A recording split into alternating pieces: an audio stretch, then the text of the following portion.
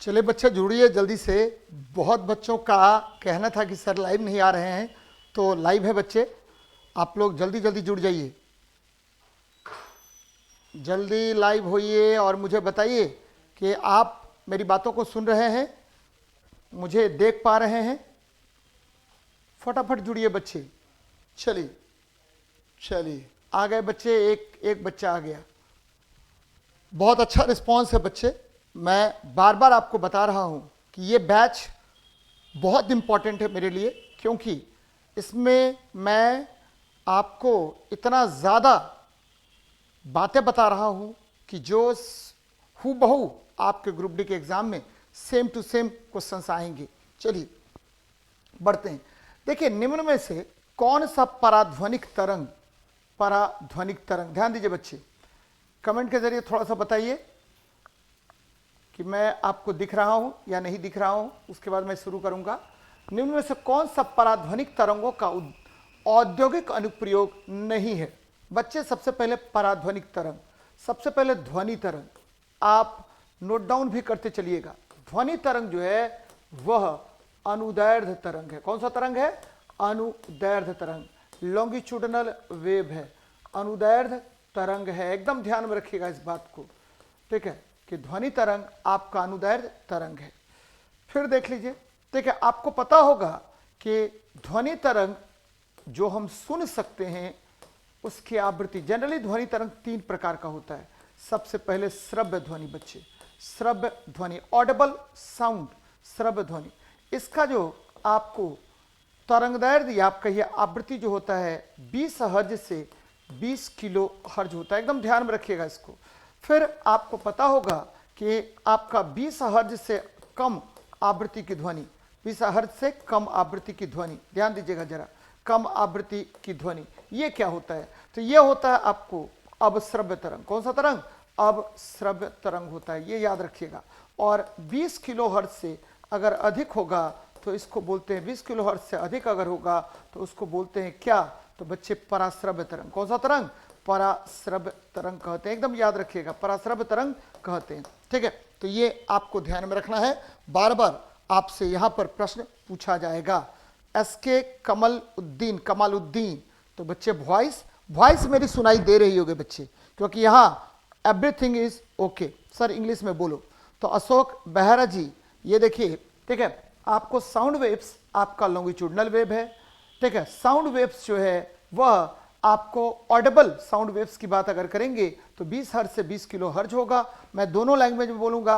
और अगर 20 हर्ज से आपको लोअर देन फ्रीक्वेंसी होगा किसका? साउंड वेव्स का, तो वह अवश्रव्य होगा। अवश्रव्य मतलब इंफ्रासोनिक्स होगा। और 20 किलो हर्ज से अगर अधिक होगा तो उसे पराश्रव्य तरंग कहते हैं। अब देखिए, पराश्रव्य तरंग के क्या क्या उपयोग होंगे बेटा, एकदम ध्यान में रखना है, ठीक है। अल्ट्रासोनिक वेव्स का क्या क्या यूजेस होगा उसको देख लीजिए।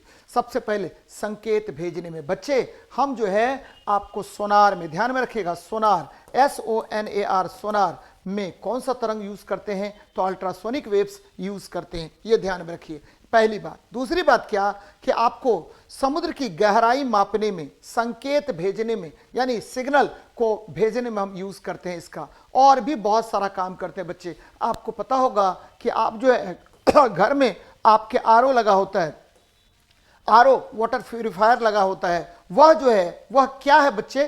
तो उसमें भी आपको, ठीक है, आपको क्या करने के लिए, मूव आउट करने के लिए, कीटाणु, जीवाणु, विषाणु जो भी है उसको मारने के लिए, ठीक है, अल्ट्रावायलेट रेज का प्रयोग करते हैं। अब एक तरफ से बात कीजिए पराश्रव्य सफाई में, एकदम सही है बच्चे। पराश्रव्य सफाई मतलब क्या हुआ? अल्ट्रासोनिक, ठीक है। अल्ट्रासोनिक हम क्या करते हैं? तो जितना भी कचरा वगैरह होगा उसको साफ कर देंगे।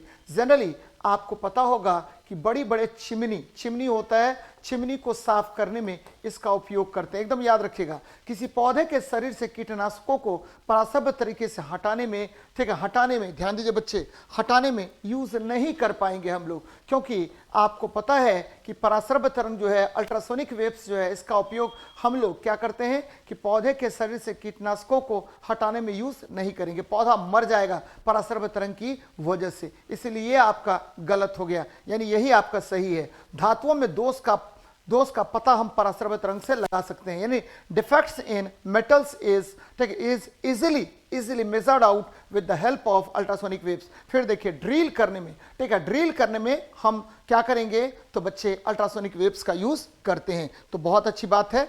इंग्लिश प्रोनाउंसिएशन करिए सर जी। सर कमालुद्दीन जी, ठीक है, मैं न्यूमेरिकल कब होगा, तो बच्चे न्यूमेरिकल, ठीक है, इसमें जितने भी न्यूमेरिकल्स होंगे सब मैं कराता जा रहा हूं, तो टेंशन मत लीजिए, ठीक है, न्यूमेरिकल्स भी होगा ही, हो ही रहा है इसमें जितने भी न्यूमेरिकल्स हैं सेट में, तो ये ध्यान में रखिएगा। तो आंसर हो जाएगा बी नंबर। चलिए आगे बढ़ते हैं। टीसीएस के जितने भी न्यूमेरिकल्स हैं सब आपको सेट वाइज सेट किया हुआ है। ये आपको जितना भी एग्जाम हुआ है सारा क्वेश्चन से बच्चे। चलिए फिर देखते हैं नेक्स्ट क्वेश्चन को।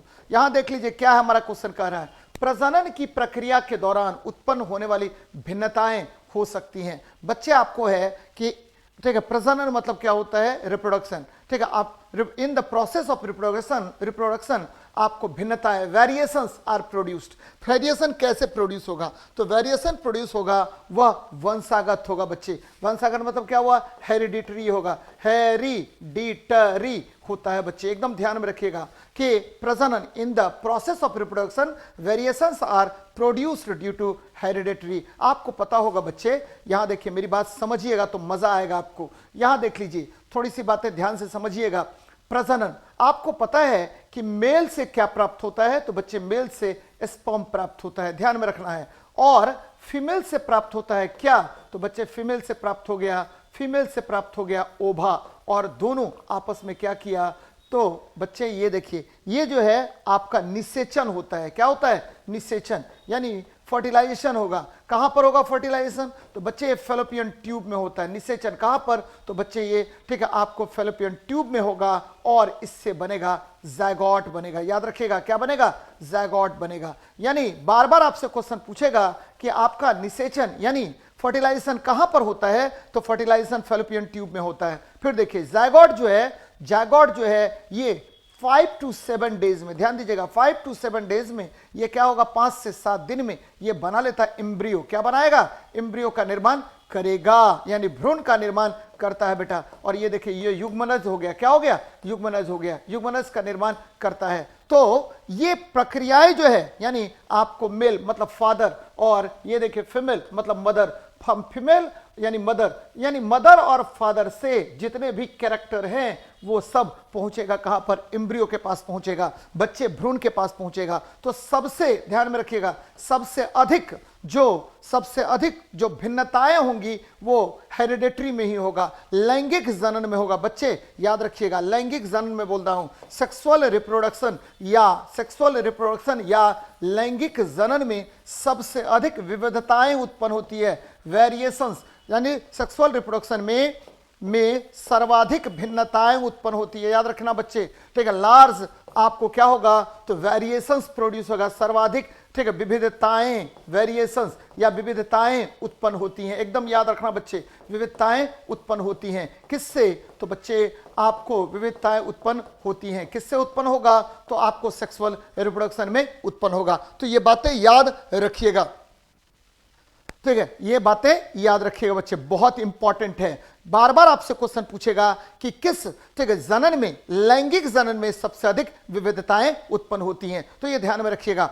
बहुत इंपॉर्टेंट है, आपको बहुत फायदा करेगा ये। चलिए देखते हैं नेक्स्ट, संवेग की एसआई पद्धति में इकाई क्या है, आप सभी बच्चों को पता है। पहले देख लीजिए, एक तरफ से बात करते हैं बच्चे, बहुत इंपॉर्टेंट है। संवेग मतलब होता है मोमेंटम, और मोमेंटम जब भी चर्चा करेंगे तो ये होता है मास इनटू वेलोसिटी, और इसका यूनिट हो गया केजी मीटर पर सेकेंड। और ये बहुत इंपॉर्टेंट फॉर्मूला है बेटा।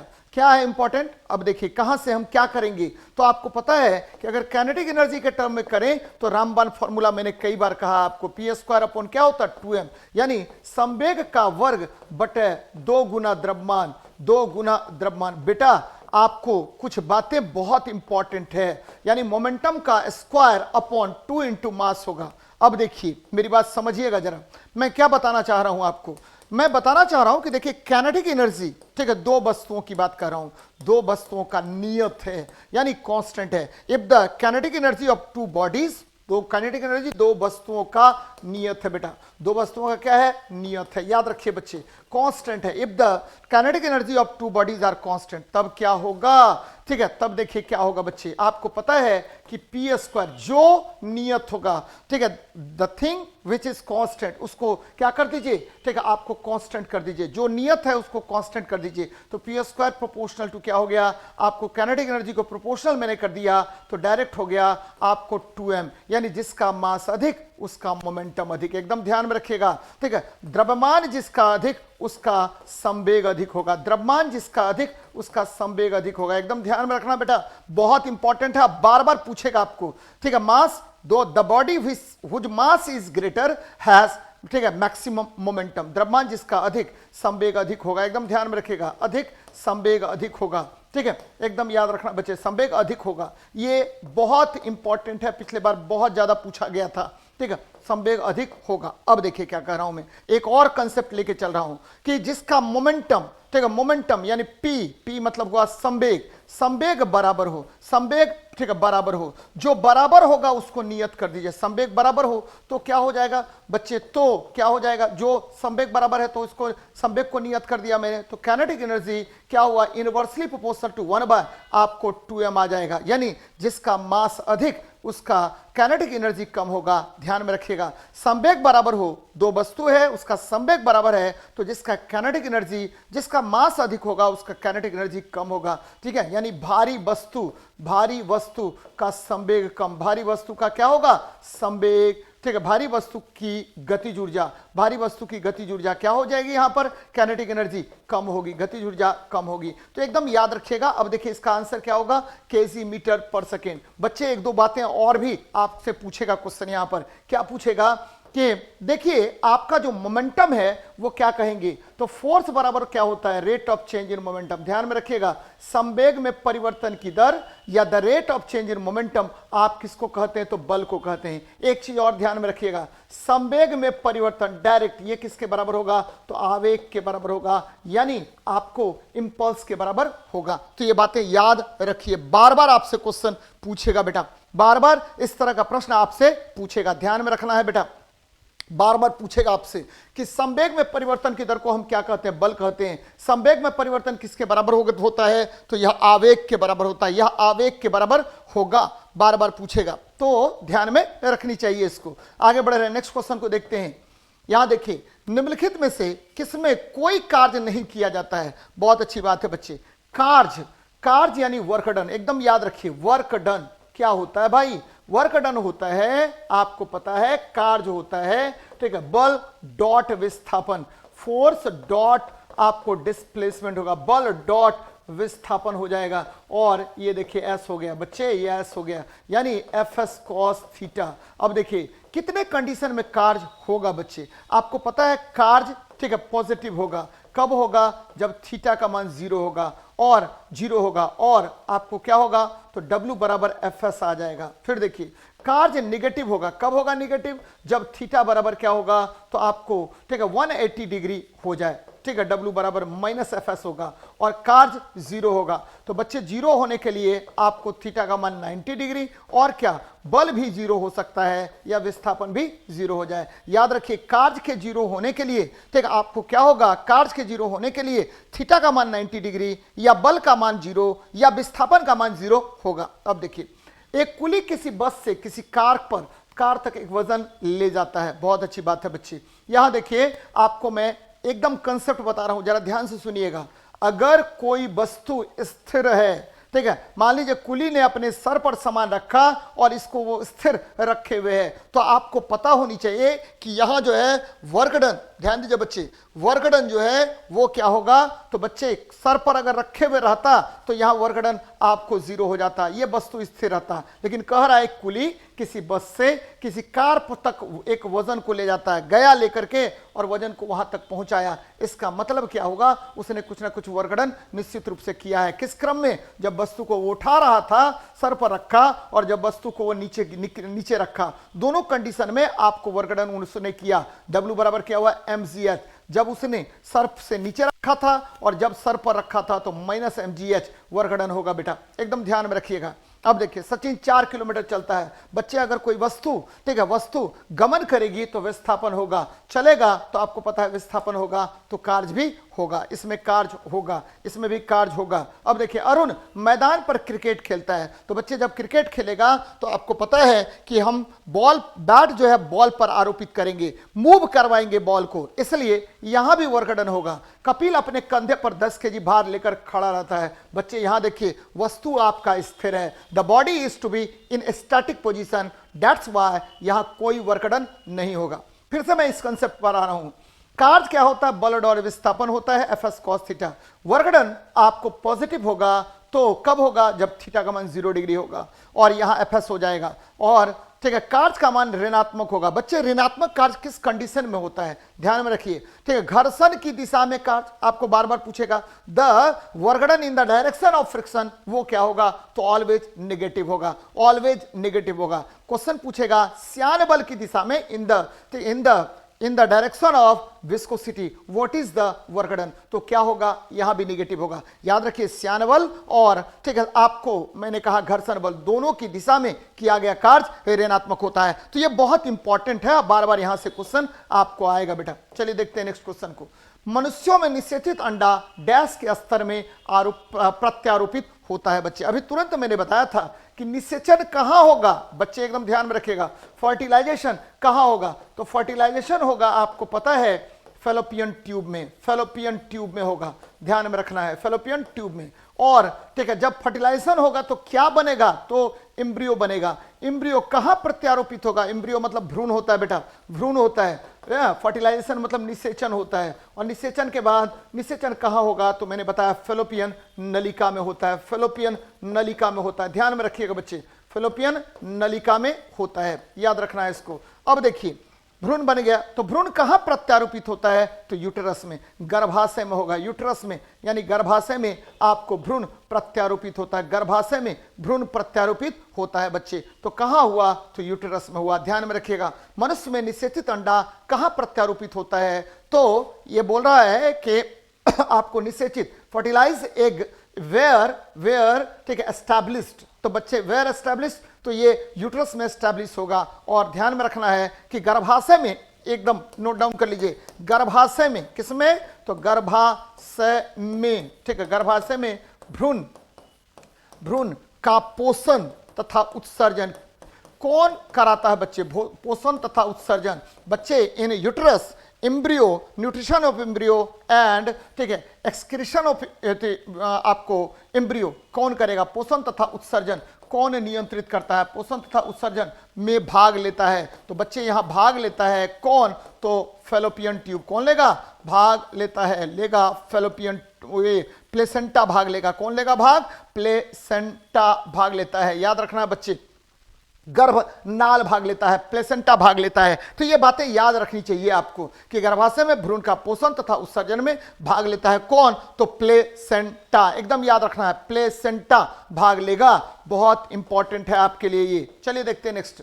आयरन में वायु की उपस्थिति में जलने पर किसका निर्माण होता है? बच्चे आपको पता है कि आयरन वायु से अभिक्रिया कर, आयरन वायु से अभिक्रिया कर क्या बनाता है? वायु से अभिक्रिया कर क्या बनाएगा? तो आयरन वायु से अभिक्रिया कर यह क्या बनाएगा? तो फेरस ऑक्साइड Fe2O3 बनाएगा, Fe2O3 बनाएगा। और आयरन जो है ठीक है याद रखिएगा यह लौह ठीक है लौह, ये जो है आयरन जो है वह क्यों फेरस ऑक्साइड का निर्माण करता है? तो इसको जंग बोलते हैं बेटा, क्या बोलते हैं? जंग बोलते हैं। तो Fe2O3 देखिए ऑप्शन में कहा गया, तो डी नंबर ऑप्शन गया। थोड़ी सी बातें जानिए यहां पर।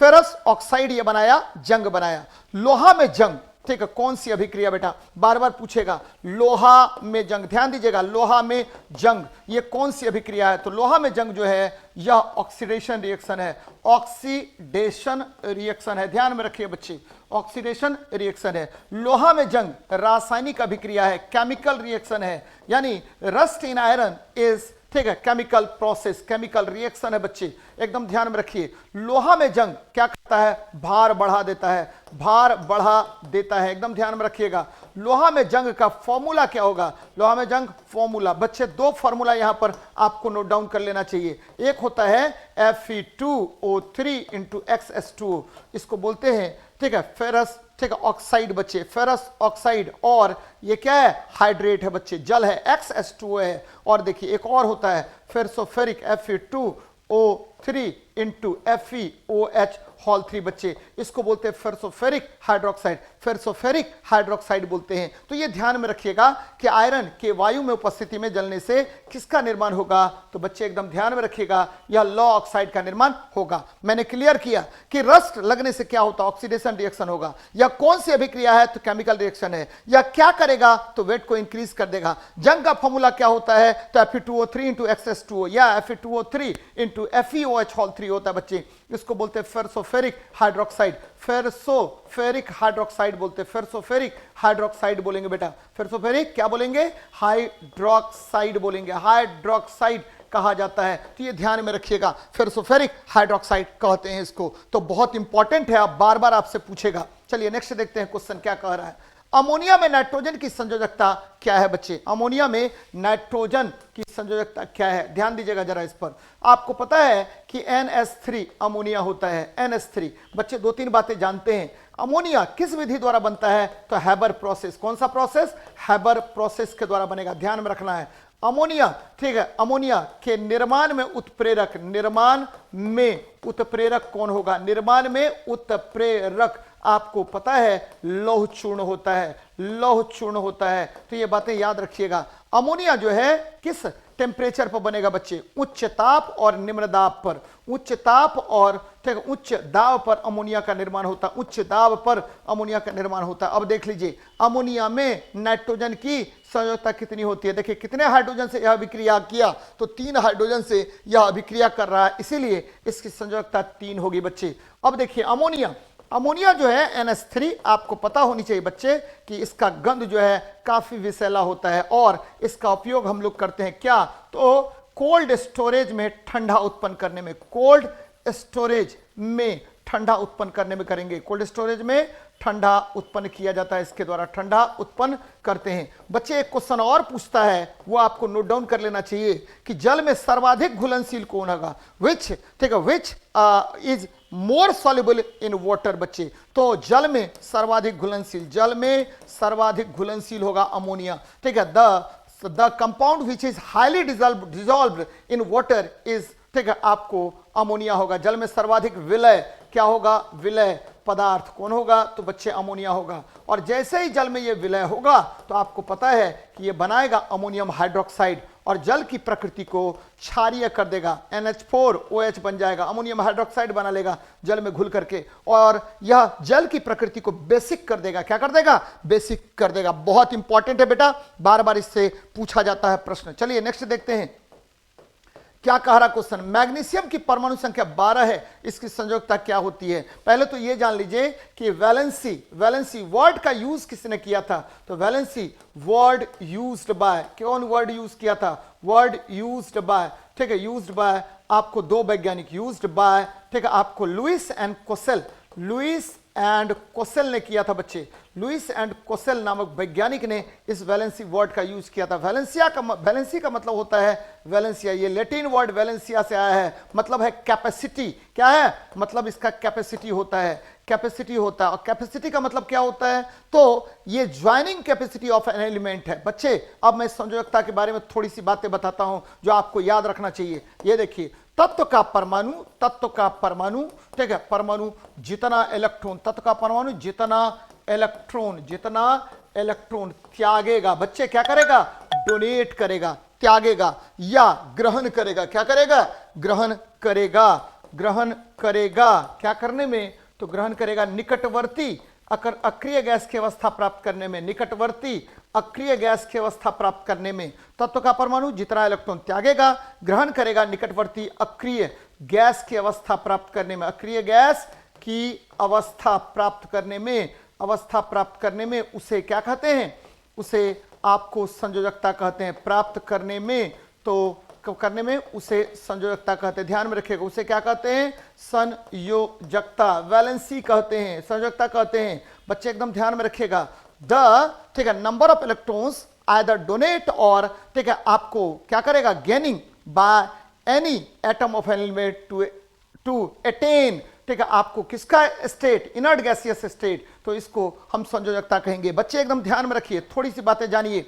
संयोजकता जो होता है, ये मैग्नीशियम के बारे में पूछ रहा है, तो मैग्नीशियम की परमाणु संख्या 2, 8 और क्या हुआ 2 हो गया। देखिए 12 है परमाणु संख्या, 2, 8, 2, पहला कक्षा में 2 इलेक्ट्रॉन, दूसरा में 8, तीसरा में 2, तो ये क्या करेगा, 2 इलेक्ट्रॉन त्याग करके आपको नियोन का स्टेट यानी 2, 8 वाला प्राप्त करने का प्रयास करेगा। तो यहां 2 जो है वह क्या होगा, संयोजकता होगा किसका, मैग्नीशियम का। बच्चे एक चीज और जानिएगा, बार बार पूछेगा, आवर्त में संयोजकता कैसे बढ़ता है बच्चे, आवर्त मतलब होता है पीरियड, पीरियड में संयोजकता कैसे बढ़ेगा, तो पीरियड में संयोजकता बढ़ेगा 1, 2, 3, 4, फिर क्या होगा 3, 2, 1, अंत में क्या होगा 0 बच्चे। यानी अक्रिय गैस की संयोजकता कितनी होती है, तो 0 होती है। जबकि वर्ग में संयोजकता क्या होगा, तो वर्ग में वैलेंसी जो होता है, वर्ग मतलब ग्रुप होगा, तो ग्रुप में जो वैलेंसी होगा वह ऊपर से नीचे जाने पर क्या होगा, समान रहेगा। यानी वर्ग में संयोजकता हमेशा क्या होता है, समान रहता है। वर्ग में संयोजकता क्या होगा, हमेशा समान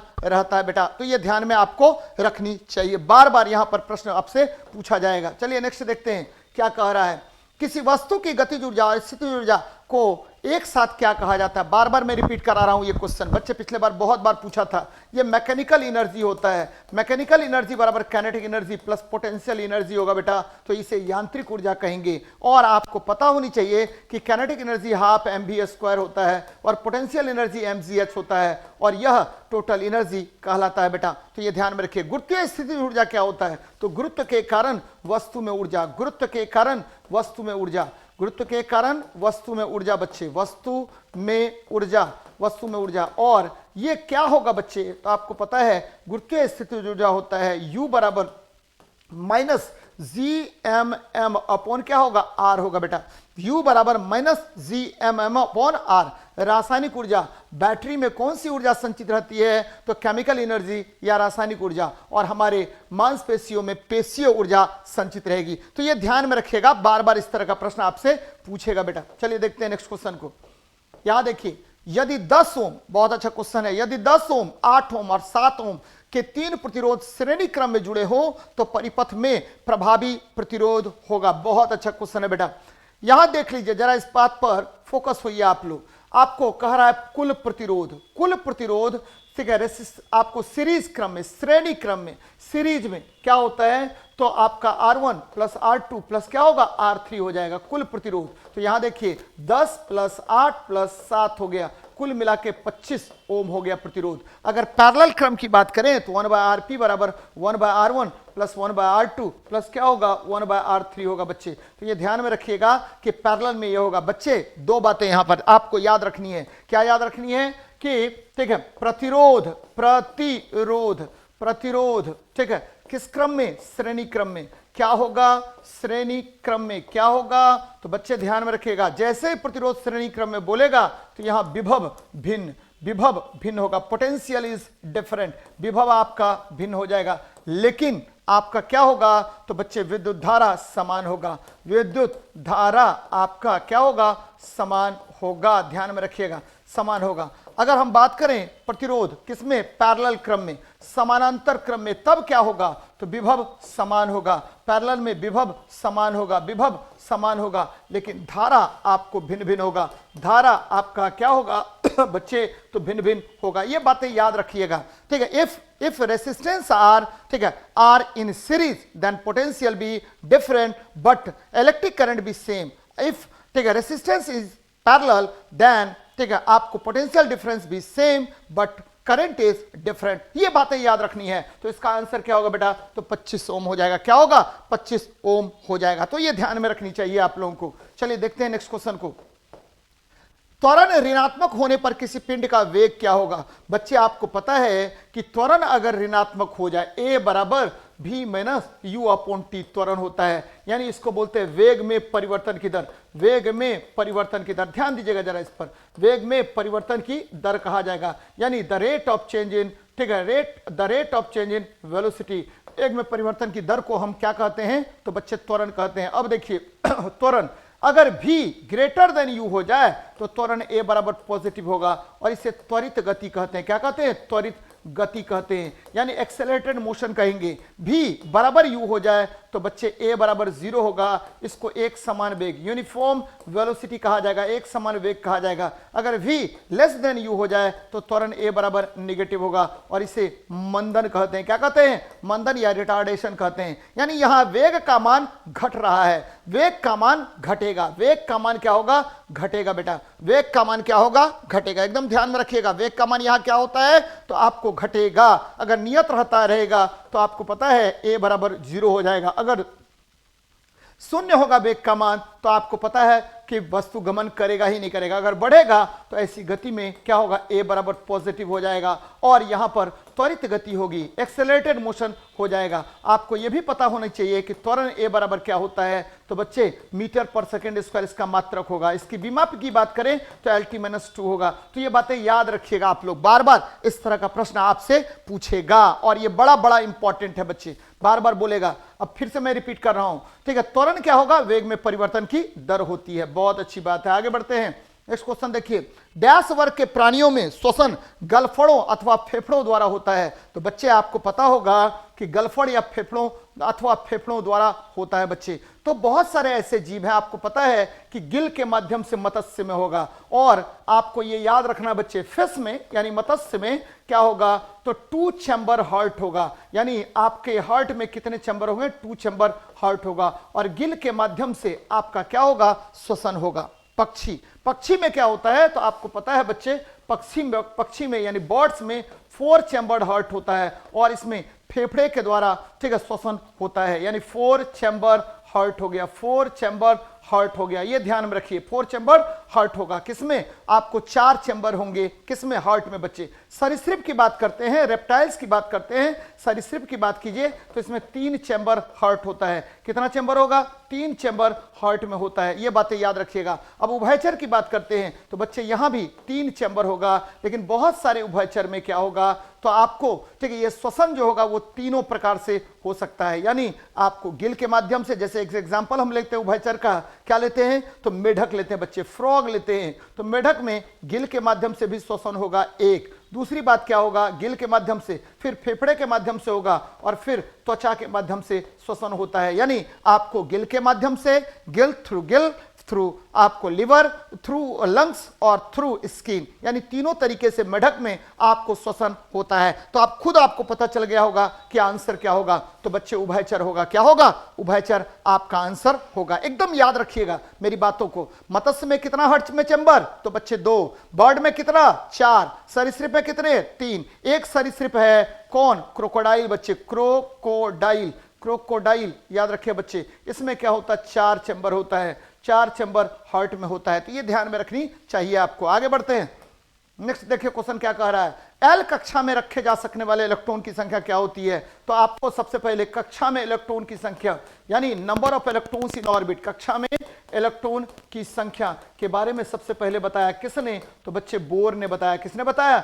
बोर ने बताया। और कक्षा में इलेक्ट्रॉन की संख्या कितनी होगी? 2n²। बच्चे याद रखना है, कक्षा में इलेक्ट्रॉन की संख्या 2n²। अब देखिए उपकक्षा में इलेक्ट्रॉन की संख्या कितनी होगी? उपकक्षा में यानी सब ऑर्बिट में नंबर ऑफ इलेक्ट्रॉन्स कितना होगा? पहले तो मैंने कक्षा बताया, अब देखिए उपकक्षा में इलेक्ट्रॉन की संख्या कितनी होगी? तो बच्चे याद रखिएगा, उपकक्षा को सब ऑर्बिट मैंने कहा। कौन सा ऑर्बिट कहा? सब ऑर्बिट। यहां पर देखिए क्या मैं यूज कर रहा हूं। तो बच्चे 2 × 2l+1, जहां l जो है एजिमुथल क्वांटम नंबर या दिगांशी क्वांटम संख्या है। फिर देखिए एक और मैं ले रहा हूं, ये देखिए इसको बोलते हैं ऑर्बिटल। क्या बोलते हैं बच्चे? ऑर्बिटल बोलते हैं। ऑर्बिटल में इलेक्ट्रॉन कितने होते हैं? तो केवल 2 होते हैं। एक क्लॉकवाइज होगा और दूसरा एंटी क्लॉकवाइज होगा। उपकक्षा में इलेक्ट्रॉन की संख्या के बारे में किसने बताया था? तो बच्चे ऑफबॉ ने। किसने बताया था? ऑफबॉ प्रिंसिपल के आधार पर यह गवर्न होता है। ऑफबॉ प्रिंसिपल के आधार पर यह गवर्न होता है। ऑर्बिटल में इलेक्ट्रॉन, ये देखिए ये किसके आधार पर? तो हुंड के आधार पर। फिर से मैं रिपीट कर रहा हूं, कक्षा में इलेक्ट्रॉन की संख्या बोर ने बताया। किसने बताया? बोर ने। 2n² होगा। उपकक्षा में इलेक्ट्रॉन की संख्या ये ऑफबॉ के नियम के द्वारा क्या होता है? विनियमित होता है। ऑर्बिटल में इलेक्ट्रॉन की संख्या 2 होगी। ये किसने बताया? तो हुंड साहब ने बताया था। अब देखिए बेटा आपके क्वेश्चन का आंसर, पहली कक्षा n बराबर 1, तो ये k है, k में इलेक्ट्रॉन की संख्या 2, 2 इंटू 1 का स्क्वायर 2 हो गया। दूसरे में कितना होगा l, यानी 2 गुना 2 का स्क्वायर यानी 8 हो जाएगा। तीसरे में कितना होगा तो बच्चे m, इसमें 18 होगा। चौथे में कितना होगा तो बच्चे ठीक है, ये KLMN यानी 2 गुना 4 का स्क्वायर यानी 32 इलेक्ट्रॉन होगा। तो कह रहा है एल कक्षा में तो 8 इलेक्ट्रॉन होंगे बच्चे, कितने होंगे 8 इलेक्ट्रॉन होंगे, यानी के कक्षा में ठीक है आपको 2, एल कक्षा में 8। अब बच्चे देखिए सब ऑर्बिट की बात कर रहे हैं, एस में कितने इलेक्ट्रॉन तो 2, पी में कितने तो 6। बच्चे याद रखिएगा एस सब ऑर्बिट में कितने इलेक्ट्रॉन होंगे, सब ऑर्बिट की चर्चा मैं कर रहा हूं। एस में 2 इलेक्ट्रॉन, पी में 6, डी में कितने होंगे 10 होंगे, एफ में कितने होंगे तो 14 होंगे। तो ये ध्यान में आपको रखना है कि एस में कितने इलेक्ट्रॉन 2, पी में कितने इलेक्ट्रॉन 6, डी में कितने इलेक्ट्रॉन 10 और एफ में कितने इलेक्ट्रॉन तो 14 होंगे। तो ये सब ध्यान में रखिएगा तो मजा आ जाएगा। अब देखिए जब तत्वों को परमाणु भार के बढ़ते क्रम में व्यवस्थित किया जाता है तो पहले तत्व के गुणधर्म 8वें तत्व के गुणधर्मों के समान होता है, संगीत के नोट्स के तरह। इस नियम को जाना जाता है तो बच्चे न्यूलैंड के अष्टक नियम के द्वारा। याद रखिए न्यूलैंड ने ठीक है आपको 57 नहीं बोलिए 56 तत्वों को इन्होंने व्यवस्थित किया, 56 तत्वों को व्यवस्थित किया बच्चे, तत्वों को व्यवस्थित किया। और देखिए न्यूलैंड ने बहुत सारी गलतियां भी कर दी थी बच्चे, क्यों? क्योंकि इन्होंने फेरस, कोबाल्ट और निकेल को अलग अलग रख दिया बच्चे। फेरस, कोबाल्ट और निकेल को क्या कर दिया को अलग अलग रख दिया, ये ध्यान में रखिएगा, अलग अलग रख दिया। ठीक है, इन्होंने क्या किया ये तीनों को अलग अलग रख दिया। फेरस को रख दिया आपको क्लोरीन के साथ और कोबाल्ट और निकेल को रख दिया किसके साथ तो बच्चे फ्लोरीन के साथ रख दिया। ये अलग अलग इन्होंने काम किया, तो ये गड़बड़ इन्होंने किया। अब देखिए ठीक है, इन्होंने इनका जो आवर्त सारणी है, इन्होंने जो पीरियोडिक टेबल बनाया अष्टक नियम पर, वो मैक्सिमम कैल्शियम तक पालन करता है, कैल्शियम तक पालन करता है। ध्यान में रखिएगा कहां तक पालन करेगा, कैल्शियम तक पालन करता है। और ठीक है इनके आवर्त सारणी का अंतिम तत्व कौन था तो थोरियम था बच्चे। क्या था थोरियम था। अब देखिए अब एक तरफ से बात कीजिए, डेबोरिनियर ने 3 तत्वों की श्रेणी बनाई जिसमें मध्यवर्ती तत्व का परमाणु भार अन्य दोनों तत्वों के परमाणु भार का क्या था औसत था बच्चे, ठीक है एवरेज था। मेंडलीफ ने परमाणु भार के आधार पर तत्वों को व्यवस्थित किया, परमाणु भार के आधार पर तत्वों को व्यवस्थित किया। इन्होंने 63 तत्वों को व्यवस्थित किया। और आधुनिक आवर्त सारणी किसके तो मोसले के परमाणु संख्या पर आधारित है, मोसले के परमाणु संख्या पर यह आधारित है। तो यह ध्यान में रखिएगा, बड़ा मजा आएगा आपको। बार बार मैं बोल रहा हूं कि नोट डाउन भी करिए, मजा आएगा आपको। आभासी और सीधी छवि के लिए दर्पण का आवर्धन होना चाहिए बच्चे। आभासी देखिए, आभासी और सीधा छवि चाहिए तो बच्चे सीधा छवि चाहिए, ठीक है। वास्तविक और उल्टा छवि चाहिए, वास्तविक और उल्टा छवि चाहिए। हमको बोल रहा है क्या होगा बच्चे, वास्तविक और उल्टा छवि चाहिए। तो जब भी बोलेगा आभासी और सीधा तो m का मान निगेटिव होगा कि पॉजिटिव, पॉजिटिव होगा बेटा, पॉजिटिव होगा। अब देखिए m का मान पॉजिटिव और एक से बड़ा किसके द्वारा आभासी प्रतिबिंब बनेगा तो अवतल दर्पण द्वारा आभासी प्रतिबिंब बनता है, अवतल दर्पण द्वारा प्रतिबिंब बनेगा। एकदम ध्यान में रखिएगा, द्वारा प्रतिबिंब बनेगा, एकदम याद रखिएगा इसको। प्रतिबिंब बनेगा किसके द्वारा बनेगा तो अवतल दर्पण द्वारा बनेगा, अवतल दर्पण द्वारा बनेगा। ध्यान में रखिएगा किसके द्वारा बनेगा तो अवतल दर्पण के द्वारा बनेगा। आभासी और सीधा ये मैंने बताया आपको। अब देखिए m का मान अगर क्या हो पॉजिटिव हो लेकिन लेस देन 1 हो, लेस देन 1 हो तब ये किसके द्वारा बनेगा तो लेस देन 1 होगा। तो ध्यान में रखिएगा कि यह ठीक है आपको उत्तल दर्पण द्वारा प्रतिबिंब बनेगा, कन्वेक्स मिरर के द्वारा यह प्रतिबिंब का निर्माण होगा। तो यहां देखिए क्या होगा तो बच्चे धनात्मक होगा। याद रखिएगा उल्टा और वास्तविक प्रतिबिंब के लिए m का मान हमेशा निगेटिव होगा, हमेशा निगेटिव होगा। तो ये ध्यान में रखनी है, बार बार इस तरह का प्रश्न आपसे पूछेगा। चलिए देखते हैं नेक्स्ट क्वेश्चन को क्या कह रहा है। यहां देखिए बल द्वारा किया गया कार्य धनात्मक होता है बच्चे। बल द्वारा किया गया कार्य अभी तुरंत मैंने बताया था W बराबर FS होता है, F डॉट S होता है। और ठीक है ये क्या होगा FS cos थीटा है। और अगर थीटा का मान क्या हो जाए तो आपको 0 डिग्री हो जाए, यानी बल की दिशा में विस्थापन हो, बल की दिशा में विस्थापन हो तो कार्य आपको बल की दिशा में क्या होगा विस्थापन होगा। तो कार्य का मान ध्यान में रखिएगा, कार्य आपका क्या होगा तो धनात्मक पॉजिटिव होगा और मैक्सिमम भी होगा। तो विस्थापन बल के विपरीत गलत बात है, विस्थापन आरोपित बल से कोई विस्थापन गलत बात है, विस्थापन बल के लंबवत होगा तो कार्य का मान याद रखिएगा 0 होगा। विस्थापन बल की दिशा में होता है, विस्थापन यानी displacement is along the direction of, ठीक है, फोर्स होगा। तो ये ध्यान में रखिएगा बच्चे, बहुत इंपॉर्टेंट है। आगे बढ़ रहे हैं, नेक्स्ट क्वेश्चन देखिए।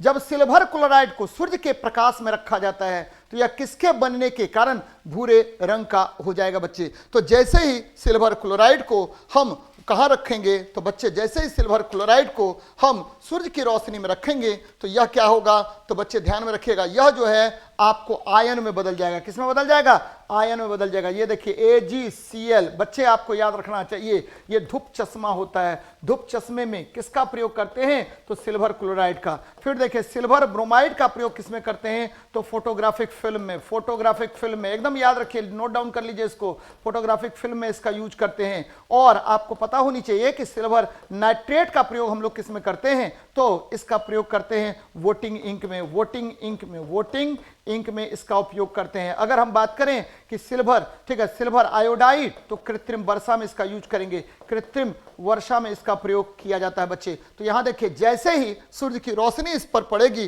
तो यह आयनीकृत हो जाएगा। क्या होगा? आयनीकृत हो जाएगा और यह बना लेगा, क्या बनाएगा बेटा? 2AgCl है, यह आयनीकृत हो जाएगा। ठीक है, Ag 2Ag प्लस हो गया, Cl2 में बाहर निकल जाएगा। यानी सिल्वर धातु का निर्माण कर लेता है। सिल्वर धातु का निर्माण कर लेता है। सूर्य की रोशनी पड़ने पर यह क्या करेगा? तो बच्चे फोटो, ठीक है, फोटो केमिकल रिएक्शन होगा। फोटो केमिकल रिएक्शन होगा जिसके कारण यह पूर्ण रूप से परिवर्तित होकर के सिल्वर धातु का निर्माण कर लेता है। चलिए, बहुत अच्छी बात है। आगे देखते हैं, निम्नलिखित में से कौन सा अम्ल पानी में घुलने पर H+ आयन प्रदान करेगा? तो बच्चे, ठीक है, पानी में घुलने पर, ठीक है, आपको H+ आयन प्रदान करेगा। कौन? तो बच्चे सबसे अधिक, जो अम्ल सबसे अधिक क्रियाशील होगा वही ऐसा काम करेगा। तो जनरली, ठीक है, कौन सा अम्ल पानी में घुलने पर H+ आयन प्रदान करता है? निम्नलिखित में से कौन सा अम्ल पानी में घुलने पर H+ आयन प्रदान करता है? ध्यान में रखिएगा, एसिटिक अम्ल जैसे ही पानी में घुलेगा तो ये तुरंत आपको H+ आयन प्रदान कर देगा बच्चे। एसिटिक अम्ल याद रखना है बच्चे। ये देखिए, ठीक है, हाइड्रोक्लोरिक अम्ल प्रबल अम्ल है, ठीक है, ये पूर्ण रूप से आयनीकृत हो जाता है। और ये देखिए H2SO4, ये क्या होगा? ये भी प्रबल अम्ल है। नाइट्रिक अम्ल, ये भी प्रबल अम्ल है। और एसिटिक अम्ल, ये कार्बनिक अम्ल है बच्चे। कार्बनिक अम्ल जल में आसानी से घुल जाएगा और यह H+ आयन प्रदान करेगा। एसिटिक अम्ल आपको पता होनी चाहिए कि इसको विनेगर में कौन सा अम्ल होता है? तो विनेगर यानी सिरका में कौन सा अम्ल होगा? तो आपको एसिटिक अम्ल होता है। जबकि मनुष्य के पेट में जठर रस में कौन सा अम्ल होता है? तो जठर रस में बच्चे आपको हाइड्रोक्लोरिक एसिड होता है। और आपको यह भी पता होनी चाहिए 3 भाग HCl और 1 भाग अगर HNO3 का प्रयोग कर देते हैं तो यह अम्लराज का निर्माण करता है। किसका निर्माण करेगा? अम्लराज का निर्माण करता है। तो ये बातें याद रखिएगा। आगे बढ़ रहे हैं, नेक्स्ट क्वेश्चन देखिए। 350 न्यूटन का एक बल, बहुत अच्छा क्वेश्चन है, 500 केजी के एक द्रव्यमान पर लगाया जाता है तो वस्तु में उत्पन्न त्वरण क्या होगा? बच्चे आसान क्वेश्चन है। आपको पता है बल बराबर होता है द्रव्यमान गुना त्वरण। नोट डाउन कर लीजिए, बल बराबर क्या होगा? तो द्रव्यमान, मास इनटू एक्सेलरेशन हो जाएगा। द्रव्यमान गुना त्वरण हो जाएगा। आपको त्वरण निकालना है। त्वरण बराबर बल बटे द्रव्यमान। बल कितना है? तो बल है बच्चे 350। ठीक है, आपको द्रव्यमान कितना है? तो ये काट दीजिए बच्चे, 5 यानी 0.7 मीटर पर सेकेंड स्क्वायर होगा। 0.7 मीटर पर सेकेंड स्क्वायर होगा। तो आंसर क्या होगा? तो आपका डी नंबर होगा। आंसर क्या होगा? तो आपका डी नंबर होगा। तो ये ध्यान में रखिएगा। नेक्स्ट देखते हैं, जड़ों की कोशिकाओं में लंबे रोमों जैसी भाग को क्या कहते हैं बच्चे? तो जड़ों की कोशिका, आपको पता है जड़ किससे विकसित होता है? तो जड़ विकसित होगा, ध्यान में रखिएगा, जड़ आपको विकसित होगा किससे? तो बच्चे जड़ विकसित होता है आपको, जड़ हमेशा विकसित होता है, 2 भाग होते हैं, याद रखिएगा। ये देखिए, ये बीज है, बीज से एक भाग निकला क्या? तो एक भाग निकला, ठीक है, एक भाग निकला प्ल्यूम्यूल। क्या निकलता है? प्ल्यूम्यूल निकलता है बच्चे। इससे तना विकसित होता है, तना विकसित होता है। दूसरा भाग क्या होगा? तो बच्चे रूट नोड्यूल्स यहां से निकलता है, रूट नोड्यूल्स निकलता है या रूट हेयर्स निकलता है। क्या निकलेगा? Root hairs. ठीक है, रूट हेयर से निकलता है और इसी से जड़ का विकास होता है। और ध्यान में रखना है, रूट हेयर से जड़ का विकास होता है। और आपको पता होनी चाहिए कि जड़ जो है वो जियोट्रॉपिक मूवमेंट शो करता है। कौन सा मूवमेंट शो करेगा? तो जियोट्रॉपिक मूवमेंट शो करता है। एकदम ध्यान में रखिए बच्चे, जड़ जो है ये कैसा मूवमेंट शो करेगा? तो यह जियोट्रॉपिक मूवमेंट शो करता है, जियोट्रॉपिक मूवमेंट बताता है बच्चे। और अगर बात करें हम लोग किस पर, तो बच्चे, ठीक है, जड़ जो है और ये तना का कौन सा मूवमेंट शो करेगा? तो ये फोटोट्रॉपिक मूवमेंट शो करेगा, फोटोट्रॉपिक मूवमेंट शो करता है। तो ये ध्यान में आपको रखनी चाहिए, बहुत इंपॉर्टेंट है। आगे बढ़ते हैं, एसआई पद्धति में त्वरण की इकाई क्या होती है? आपको पता है बच्चे, ठीक है, वेग में परिवर्तन की दर को हम त्वरण कहते हैं और मीटर पर सेकंड स्क्वायर हो गया, यानी डीवी बटा dt होता है।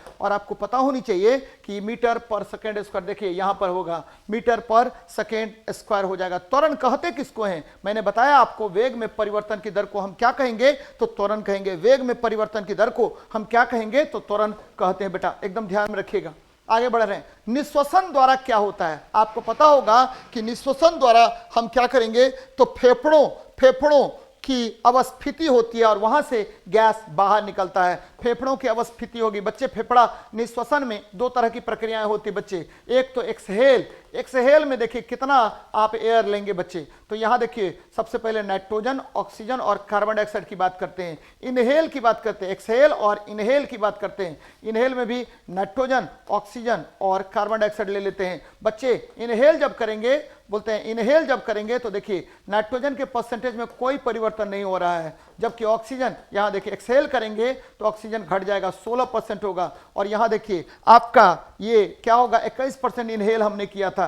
कार्बन डाइऑक्साइड की बात करेंगे तो ये देखिए ये लगभग आपको 4% हो जाता है एक्सहेल करते हैं तो, और इनहेल करेंगे तो 0.03% होगा। तो आपको ध्यान में रखना है, फेफड़ा की अवस्थिति के कारण आपका, ठीक है, फेफड़ा चिपक जाएगा और बाहर निकाल देगा, सभी एयर को बाहर निकाल देगा, कार्बन डाइऑक्साइड को बाहर निकाल देने का काम करता है। यहां देखिए डैश ऑक्साइड अम्लों के साथ, क्षारों के साथ भी अभिक्रिया करते हैं बच्चे। आपको पता है कि उभयधर्मी ऑक्साइड, एम्फोटेरिक ऑक्साइड कौन कौन होता है बेटा? उभयधर्मी में बहुत सारे आते हैं। कौन कौन आएंगे? तो एल्यूमिनियम ऑक्साइड, फिर देखिए जिंक ऑक्साइड, फिर देखिए लेड ऑक्साइड। ये तीनों जो है उभयधर्मी है और यह अम्ल से भी अभिक्रिया करता है, एसिड से भी अभिक्रिया करेगा और यह बेस से भी अभिक्रिया करेगा और लवण और जल का निर्माण करता है। ध्यान में रखिए बच्चे, 2-3 बातें यहां पर आपको नोट डाउन करना है। क्या मैं बता रहा हूं कि धातु के ऑक्साइड क्या होते हैं बेटा? तो धातु के ऑक्साइड होंगे क्षारीय, एकदम ध्यान में रखिएगा, क्षारीय होगा।